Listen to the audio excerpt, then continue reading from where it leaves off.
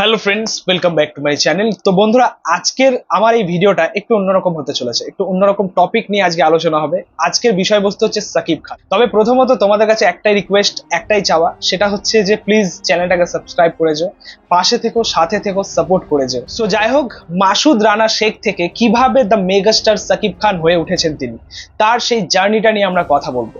নিজেকে কিভাবে মেগাস্টার সাকিব খান হিসেবে প্রতিষ্ঠিত করতে পেরেছে বাংলাদেশ সিনেমা ইন্ডাস্ট্রির জন্য, সেই জার্নিটা নিয়ে আমরা কথা বলবো। দেখো, প্রথমত দ্য মেগাস্টার এই কথাটার মধ্যে, এই শব্দটার মধ্যে একটা গোটা ইন্ডাস্ট্রি লুকিয়ে রয়েছে, একটা গোটা ইন্ডাস্ট্রি। কারণ একজনের নামে সিনেমা চলে, একজনের নামে গোটা ইন্ডাস্ট্রি চলে, সেটা হচ্ছে মেগাস্টার সাকিব খান। আপনাদেরকে বলি যে অন্যান্য অভিনেতা এবং অভিনেত্রীদের মতো তার জার্নিটাও কিন্তু খুব একটা সহজ ছিল না, খুবই কঠিন একটা জার্নি ছিল এবং অনেক আপস অ্যান্ড ডাউন ছিল তার ফিল্ম কেরিয়ারে। তার অনেক ছবি চলেছে, অনেক ছবি চলেনি, অনেকভাবে তাকে ট্রোল হতে হয়েছে, অনেকভাবে তাকে উল্টো পাল্টা খারাপ কথা শুনতে হয়েছে, সেটা আমরা দেখেছি।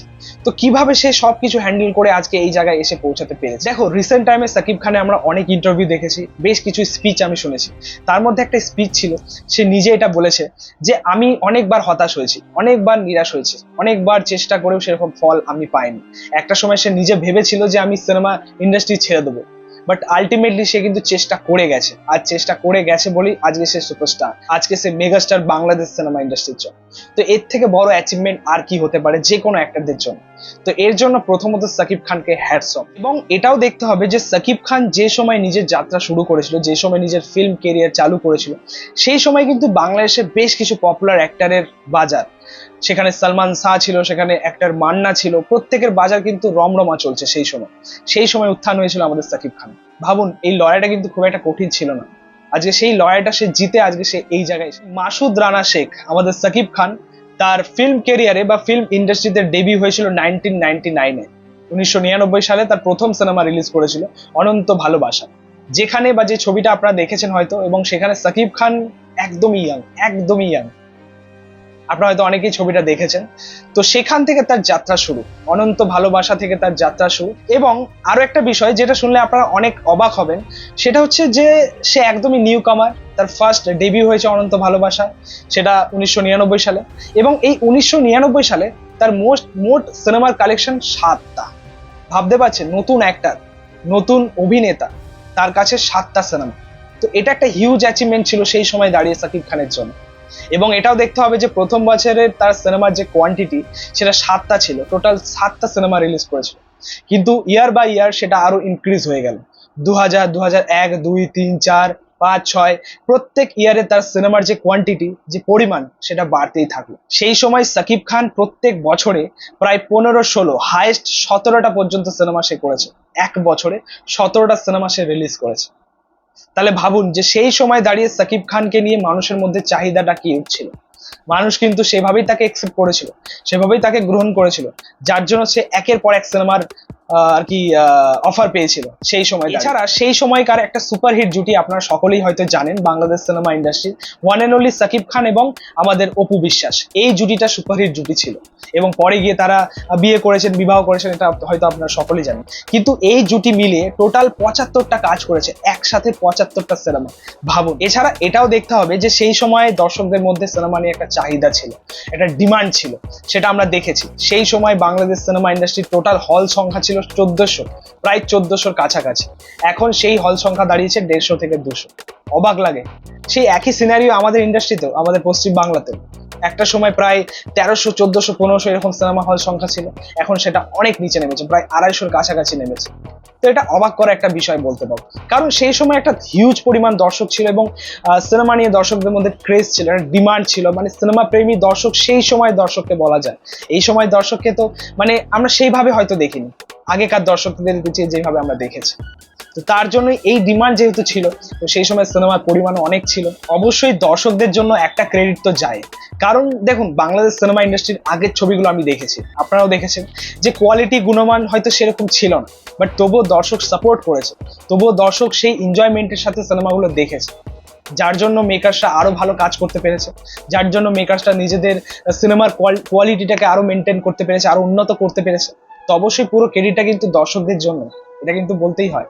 একটা সময় আমরা যদি বাংলাদেশ সিনেমা ইন্ডাস্ট্রিতে দেখি, মোস্টলি যদি 2000 সালের পর থেকে দেখি, যখন আমাদের সাকিব খানের এন্ট্রি হয়েছে, সেই সময় যদি প্রত্যেক ইয়ার দেখি, সেখানে 99টা 100টা প্রত্যেক বছর 100টার বেশিরও সিনেমা হয়েছে। সেখানে বেশিরভাগ সিনেমা সাকিব খান, বেশিরভাগ সিনেমা সাকিব খান। তো ভাবুন দর্শকের কিরূপ ভালোবাসা ছিল সাকিব খানের প্রতি। কিন্তু এখন সত্যি বলতে সেই পরিমাণটা অনেকটাই ড্রপ হয়েছে, অনেকটাই কমেছে। বছরে খুব কম সিনেমা হয়, কারণ একটা সিনেমা করতে গেলে অনেক এফোর্ট লাগে, অনেক পরিকল্পনা লাগে। এখন সত্যি বলতে আমরা কোয়ালিটি মেনটেন সিনেমা পাই, তো এটা হচ্ছে সব থেকে বড় বিষয়। এবং শুধুমাত্র বাংলাদেশ সিনেমা ইন্ডাস্ট্রিতে যে সিনেমার সংখ্যা কমেছে তা কিন্তু নয়, আমাদের পশ্চিম বাংলাতেও সেই কাউন্টটা কমেছে। আমরা যদি 2023 রিসেন্ট কথা বলি, 2023 আমরা 139টা টোটাল সিনেমা পেয়েছিলাম আমাদের ইন্ডাস্ট্রি থেকে, আমাদের কলকাতা ইন্ডাস্ট্রি থেকে। বাট নেক্সট ইয়ারে সেই সিনেমার যে সংখ্যাটা এতটাই কমেছে, যেটা পুরোটাই অবাক করার মতো। টোটাল 39টা সিনেমা নিয়ে কাজ হয়েছে, টোটাল 39টা। ভাবুন, সত্যি বলতে একদম মন থেকে একটা কথা বলতে চাই, একদম মন থেকে। সাকিব খান আগে যে সমস্ত কাজগুলো করেছে, আগে যে সমস্ত সিনেমাগুলো করেছে, সত্যি বলতে সেই সব সিনেমাগুলো পাতে দেওয়ার মতো ছিল না, আমার কাছে তো নয়। কারণ সেই সব সিনেমাগুলোর কোয়ালিটি খুবই খারাপ ছিল, দেখতেও খুব একটা ভালো লাগতো না। সেখানে অভিনয়টা ওভার দ্য টপ যেত সেই সময়কার সাকিব খানের অভিনয়। বাট এখন সাকিব খান সেই জায়গায় নিজেকে অনেকটা পরিবর্তন করতে পেরেছে, অনেকটাই ডেভেলপ করতে পেরেছে, সেটা আমরা জানি। বিশেষ করে নবাব সিনেমার পর থেকে তার সিনেমা দেখার জন্য একটা ইন্টারেস্ট জেগেছিল আমার মধ্যে, একটা আগ্রহ জেগেছিল। সত্যি বলতে সেদিক থেকে দেখতে গেলে 2015-16 পর থেকে তার কেরিয়ার একটা আমূল পরিবর্তন আমরা দেখতে পেয়েছি। সে নিজেকে যেভাবে মেনটেন করেছে, নিজের অভিনয়ের মধ্যে যেরকম একটা চেঞ্জেস, এনহ্যান্সমেন্ট সে নিজে করতে পেরেছে, সেটা আমরা দেখেছি। প্রায় এখনো তার ফিল্ম ক্যারিয়ারে প্রায় 250 কাছাকাছি সিনেমা তার টোটাল হয়েছে। কিন্তু এটা বলাই বাহুল্য যে প্রায় 200টা ছবির পরে তার সেই ইম্প্যাক্টটা আমরা দেখতে পেয়েছি বাংলাদেশ সিনেমা ইন্ডাস্ট্রির জন্য। তারপর একের পর এক হিট হিট ছবি, শিকারি, তুফান, প্রিয়তমা। তার মধ্যে মাঝে তো তিনি আমাদের বাংলাদেশেও ছিলেন না, কোভিডের সময়টা তিনি আমেরিকায় চলে গেছিলেন। আমেরিকায় থেকে এসে তিনি কিন্তু দর্শককে যে প্রতিশ্রুতি দিয়েছিলেন, দর্শককে যে কথা দিয়েছিলেন, সেই কথা কিন্তু সে তার কথা মোতাবেক রেখেছিলেন। কথার কিন্তু তার দাম রয়েছে। সে বলেছিল যে আপকামিং তার এমন কিছু ছবি আসবে যেটা ইন্ডাস্ট্রিকে ঘুরিয়ে রাখবে, আর সেই মোতাবেক কিন্তু কাজ হয়েছে। এবং সত্যি বলতে এগুলো সবই তার চেষ্টার ফল, সবই তার চেষ্টার ফল।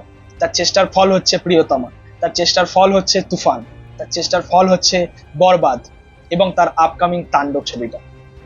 সাকিব খান সত্যি বলতে একটা বাংলাদেশ সিনেমা ইন্ডাস্ট্রির জন্য একটা স্তম্ভ এই সময় দাঁড়িয়ে। আপনারা দেখুন অন্যান্য অ্যাক্টর অ্যাক্ট্রেসদের দেখুন, তারাও কাজ করছে, বাট তাদের ইম্প্যাক্ট সেরকম নেই বাংলাদেশ সিনেমা ইন্ডাস্ট্রির জন্য।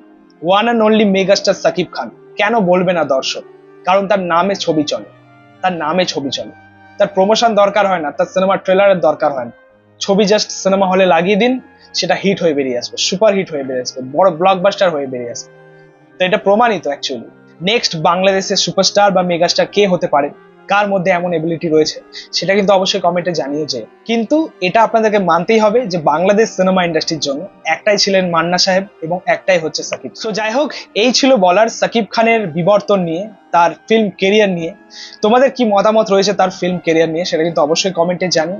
এবং তার আপকামিং তাণ্ডব নিয়ে কতটা এক্সাইটেড, সেটাও কিন্তু কমেন্টে জানিও। ভিডিওটা ভালো লাগলে অবশ্যই লাইক কমেন্ট শেয়ার করবে, পাশে থেকে সাপোর্ট করে চ্যানেলটাকে অবশ্যই সাবস্ক্রাইব করে যাও, পাশে থাকা বেল আইকন প্রেস করে দিয়ে পরবর্তী ভিডিওটা অন করো। Thank you, tata.